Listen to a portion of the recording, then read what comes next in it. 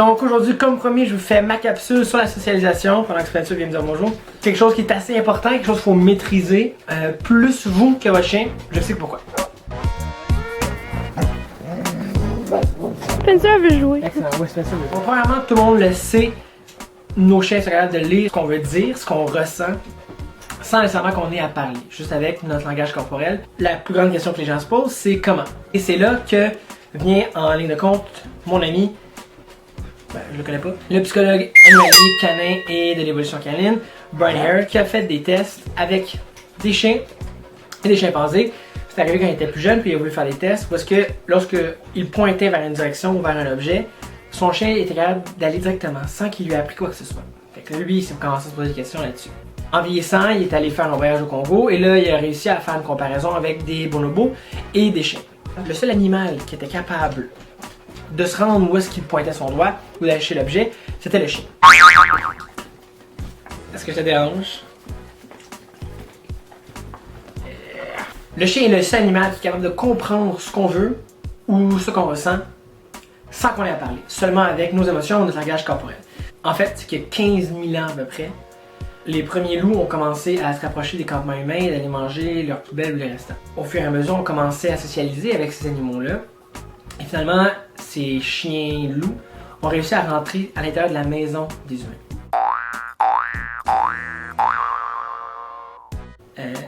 Ça, c'est assez intelligent. Donc, c'est ainsi qu'on classifie l'intelligence des chiens. C'est par la façon qu'ils sont auto-domestiqués eux-mêmes et par leur facilité à eux comprendre ce que nous on veut sans qu'on ait à parler. Pour vous intéresser, c'est ce livre-ci. C'est The Genius of Dogs par Brian Hare et Vanessa Woods.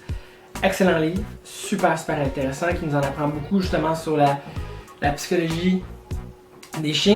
Et c'est vraiment ce livre-là qui m'a fait comprendre que tout ce qu'on peut faire, tout ce qu'on fait, toute action qu'on pose, nos chiens vont nous copier. Quand je dis que les chiens sont un grand copieur, ben c'est exactement grâce à ce livre-là que j'ai vraiment confirmé ça.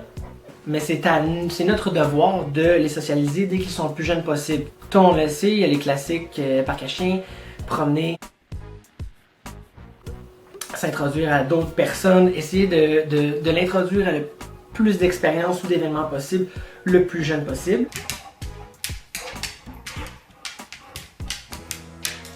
Mais tout ça va être une expérience positive que seulement si vous êtes calme et vous êtes bien dans votre peau, dans votre état d'esprit lorsque vous faites cette activité-là ou cette sortie avec votre chien.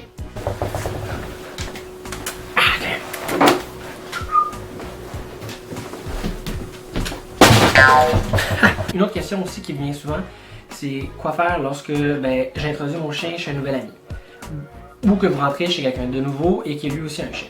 La pire chose à faire, c'est juste de rentrer votre chien ou de rentrer dans la maison avec votre chien alors que l'autre chien est à l'intérieur de la maison. Ça, c'est la guerre. La meilleure chose à faire, ça serait de prendre une marche avec les deux, de façon à ce que les deux puissent apprendre à se connaître, socialiser, faire une activité ensemble, puis là, après ça, vous faites rentrer. Ça va vraiment faciliter la socialisation. L'autre chose aussi qu'il faut regarder attentivement, c'est les signes corporels que vos chiens vont vous donner. Donc, si votre chien rentre dans une pièce, il y a une queue qui est vraiment dans les airs, c'est pas très bon. C'est une présence qui peut peut-être être un petit peu trop dominante. Ce qu'on veut, c'est qu'on veut une queue qui va être vraiment plus sur l'horizontale.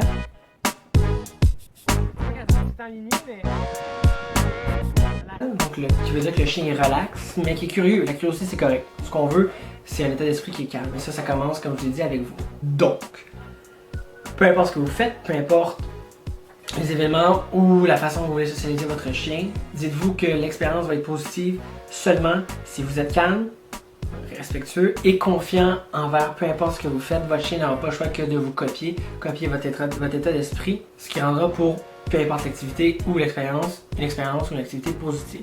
Donc rappelez-vous que oui, c'est important d'habituer notre chien le plus tôt possible de l'exposer à toutes sortes de situations, mais en ligne de compte, c'est vraiment vous qui allez décider comment est-ce que votre chien va réagir par votre propre énergie à vous-même. C'est toujours ça, c'est toujours la même histoire. C'est vous, comment est-ce que vous vous sentez, comment est-ce que vous agissez face à telle situation.